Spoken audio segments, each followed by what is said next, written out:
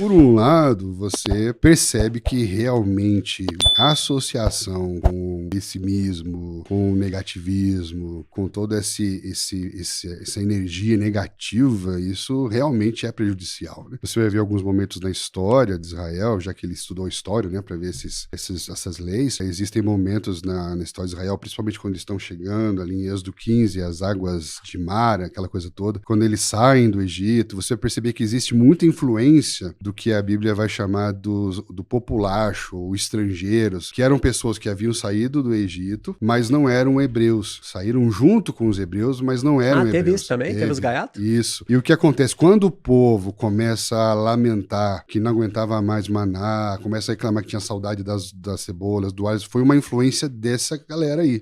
Eles começaram a reclamar primeiro e começaram a fermentar o negócio, e aí todo mundo entrou nessa mesma onda, né? Então você vai perceber como existe realmente esse princípio corruptivo, né, de contaminação, né, essa coisa de você realmente tornar um ambiente negativo. Por exemplo, os espias, né? Quando foram enviados os 12 espias, os 10 que vieram, 10 espias com um relatório negativo a respeito da realidade, paralisaram mais de 1 milhão de pessoas. Uma geração perdeu de cumprir algo na história por causa de uma minoria de 10 caras que trouxeram um relatório negativo sobre a realidade. E isso entra até na nossa discussão sobre a verdade, né? Porque 12 caras olharam para o mesmo lugar, mas não viram a mesma coisa. E a narrativa ali diz que eles olharam para a Terra Prometida e falaram que nós nos sentíamos como gafanhotos. Eles não eram gafanhotos, percebe? Mas por falta de luz, de clareza, para perceber a realidade, projetou um sentimento e chamou isso de realidade. Já Josué e Caleb, que olharam a partir da luz da palavra que receberam, viram a realidade. Não, de fato, é essa terra e vamos entrar. Por quê? Porque ele tem uma outra percepção. Então isso é interessante, perceber que a gente tem que tomar mesmo esse cuidado com os relatórios, né? Com os relatórios negativos, porque eles falam mais com quem está dando o relatório do que sobre a realidade em si. O relatório deles falava mais sobre o sentimento deles, sobre eles mesmos, do que sobre a realidade em si. Então, quando você não tem uma leitura correta da realidade, os seus relatórios podem ser equivocados, os seus relatórios podem atrapalhar as pessoas. Contudo, a nossa função sempre é de você trazer uma nova perspectiva, né? De você trazer a perspectiva de Deus para essas realidades. E quando a gente tem clareza de quem somos, da palavra que carregamos, e temos os olhos do nosso coração iluminados para ver, não com o olhar natural, mas com uma percepção mais integral da realidade, você não precisa eliminar essas pessoas para preservar sua posição de poder.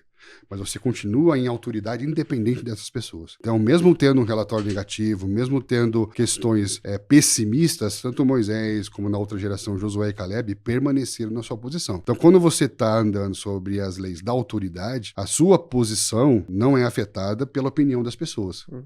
Independente do que elas pensam, do que elas acham, você continua na sua posição, porque você não depende da posição delas para tomar a sua posição. Quando você está muito preocupado em preservar a sua posição, a opinião das pessoas tem influência. Então, por exemplo, Saul e Davi. Um foi colocado numa posição de poder. Outro foi colocado num lugar de autoridade. Com base no quê? Muito simples. Um foi ungido com um vaso de barro e outro foi ungido com um chifre. Então, o vaso de barro fala da natureza do homem. O homem que foi resposta à procura do homem. Eles olharam para os reis e falaram, nas nações tem reis no poder. Queremos colocar um homem no poder. Então, Saul é um homem que foi colocado no poder de um dia para o outro. Muito rápido, porque o caminho do poder é mais rápido do que o caminho da autoridade. Fica aí uma dica, né? Já Davi é diferente, né? Quando o profeta disse para Saul, hoje o Senhor tira de você o reino e dá um outro melhor do que você, demorou 15 anos ainda para Davi poder estar nesse lugar. Mas Deus já havia encontrado a ele e já havia sido ungido e ele já era um homem que tinha autoridade. Cara, isso é muito louco, porque havia um homem que estava no poder, mas a autoridade estava com quem não estava no poder. Então isso é uma coisa para pensar. Nem sempre quem está no poder tem autoridade. Caraca. Então a gente não pode associar uma coisa com a outra, né? Às vezes José no Egito tem algum paralelo assim também? Também, exatamente. Então é muito interessante, porque a autoridade não tem a ver com o quanto você está sobre o outro, mas no quanto você se submete a Deus. E aí o que acontece? Onde foi que Saul errou? Quando ele quis ouvir mais as pessoas do que o que Deus tinha falado para ele. Então Deus tinha dado uma direção. Você vai entrar numa guerra, você vai vencer e não leve nada dessa terra, porque isso pode comprometer a cultura. E ele foi e o povo se apegou às coisas. Não, mas se levar isso, e se preservar levar isso. Assim. E aí, nesse momento, ele ficou muito mais preocupado em ouvir a opinião das pessoas do que se submeter à palavra de Deus. Eu chamo isso na liderança de liderar por demanda ou liderar por propósito. Se eu liderar pela demanda das pessoas, eu posso comprometer o propósito de Deus para elas. Fazer o que elas querem nem sempre é fazer o melhor para elas, nem por elas. Né? Quando ele fez o que elas quiseram, ele não fez o melhor para elas. E aí, a unção que estava sobre ele saiu. Ou seja, ele perde a autoridade e ficou só com poder. E a partir de então, ele ficou só lutando para preservar o poder. E nesse caso, o que as pessoas pensam, o que as pessoas sentem é muito importante. Mas quem está numa posição de autoridade, ele lidera pelo propósito e não pela demanda. Quando eu faço o que é uma instrução de Deus, eu faço